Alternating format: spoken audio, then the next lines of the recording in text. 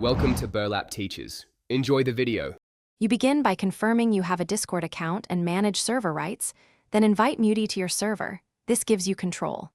Next, set the bot prefix so commands match your style. Make sure to avoid conflicts with other bots. Once invited, grant basic permissions like send messages and embed links because MUDAE needs them to post roles and embeds. Finally, run the initial setup commands to enable cookies and core features, and prepare to roll. You roll using the main roll command to spawn characters in chat, and you can use optional arguments to target global or server pools. This controls who appears. When a character appears, claim them immediately with the claim command. Timing matters because other players can steal claims, so be quick.